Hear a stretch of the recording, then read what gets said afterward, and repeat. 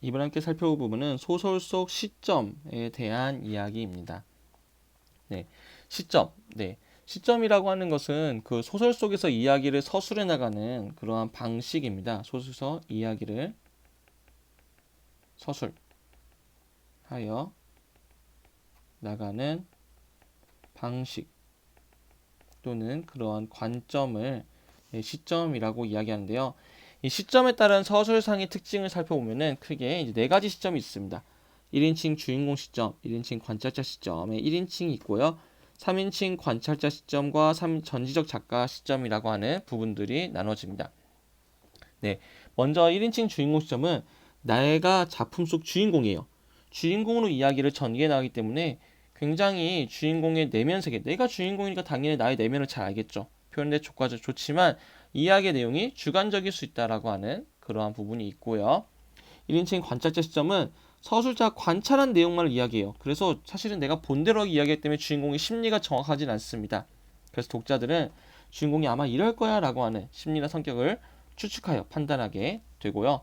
3인칭 관찰자 시점은 작품 밖에 있는 서술자가 이야기를 전달합니다. 그래서 작중 인물들을 볼 때 그나 그녀 등 3인칭이나 또 고유명사로 부르는데요. 서술자가 객관적인 태도로 사실만을 이야기한다라고 하는 특징이 있고요. 전지적 작가 시점은 서술자는 과거부터 현재까지 모든 사건, 신이거든요.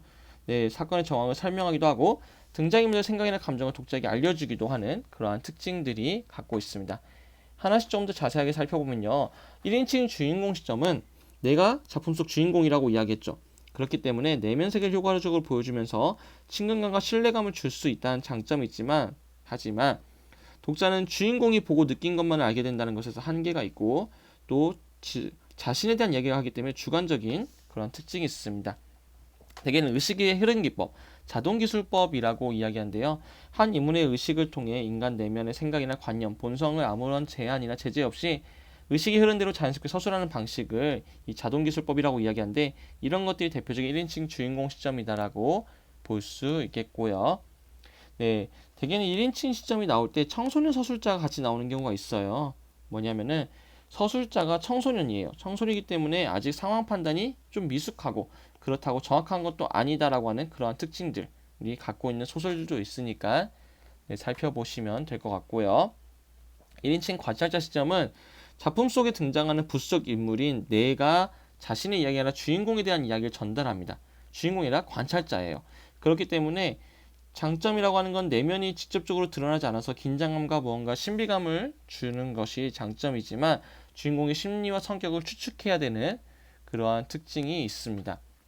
네, 이러한 그 1인칭 관찰자 시점은 무언가 아직 못 믿어온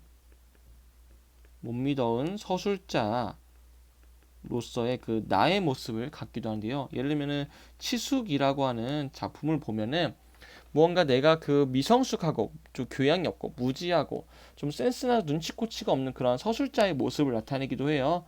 그런 측면에서 아직 좀 못 믿어온 나의 모습들이 1인칭 관찰자 시점을 갖고 있는 작품들에서는 한 번씩 나타난다라고 하는 걸 참고하시면 될 것 같고요.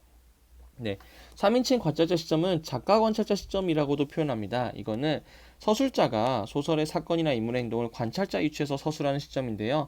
그 특징은 객관적인 태도로 눈에 보이는 것만을 서술함으로써 일체 해설이나 평가는 하지 않으므로 굉장히 극적인 효과를 주고요. 작품 밖에 있기 때문에 인물을 볼 때는 3인칭 대명사나 고유명사로 부른다라고 하는 것. 그리고 객관적 설명을 통해 사건을 전개하고 작가의 의도를 적극적으로 상상해 의미를 찾아야 한다라고 하는 독자의 역할이 주어진다. 라는 특징이 있고요. 마지막으로 전지적 작가 시점은 작품 밖에서 등장인물 사건에서 모든 것을 서술하는 시점이에요. 그래서 신처럼 등장합니다. 모든 것을 다 알고 있어요. 그래서 서술자는 인물과 사건에 대해 분석하고 해석을 하고 때로는 서술자가 인생관이나 전달하는 주제까지도 직접적으로 드러내기도 합니다. 서술자가 분석해서 말해주기 때문에 독자는 굳이 상상력을 발휘하지 않아도 돼요. 네. 근데 그 중에서도 그 제한적 전지적 작가 시점이라고 하는 게 있는데요. 이거는 뭐냐면 인물의 내면과 사건 전모를 알고 있는 전지적 작가가 한 인물의 시각에서 모든 사건과 인물들에 대해 서술하는 그러한 것을 이야기하는데요. 되게 차이가 어떠냐면요. 이 전지적 작가 시점은 뭔가 서술자가 그 작품 속에 있는 그 A와 B A와 B들 모두 알고 있어요. 네, 모두 알고 있는 것이 그 전지적 작가 시점이다라고 하면은 그 제한적 전지적 작가 시점은 서술자가 그 작품 속 그 A를 통해 B를 서술한다라고 하는 그러한 서로 다른 부분이 있으니까 이 부분에 대해서도 반드시 좀 같이 정리해 두시기 바랍니다. 네. 그리고 이 시점이 나오면 항상 거리가 같이 나오는데요. 이 거리라고 하는 거는 서술자와 인물, 독자 사이에 가깝고도 멀게 느껴지는 심리적 거리를 이야기합니다. 대개는 그 서술자가 소설 안에서 서술자의 위치나 대상이 바라보는 각도에 따라 달라지는데요. 네, 1인칭 주인공 시점, 전지적 작가 시점에서는 서술자와 등장인물, 서술자의 독자의 사이가 가깝지만 1인칭 관찰자, 3인칭 관찰자 시점에서는 거리가 멀다라고 있는데요. 이걸 좀 더 쉽게 정리하면은 화면에 보시는 표와 같습니다. 그래서 1인칭 주인공, 전지적 작가, 1인칭 관찰자, 작가 관찰 시점에 따라서 서술자와 인물이 가까운지 먼지, 서술자와 독자와 가까운지 먼지, 독자와 인물이 먼지 가까운지에 대한 것을 정리해 준 표니까요. 이 정도는 이해하셔도 괜찮고 또 충분하게 살펴보셔도 괜찮습니다. 중요한 거는 밖에서 3인칭에서 보면 객관적이고 안에서 1인칭으로 보면 주관적이다라고 하는 것이 기본적으로 갖고 있는 특징이니까요. 이런 부분들은 꼭 함께 살펴보시면 되겠습니다.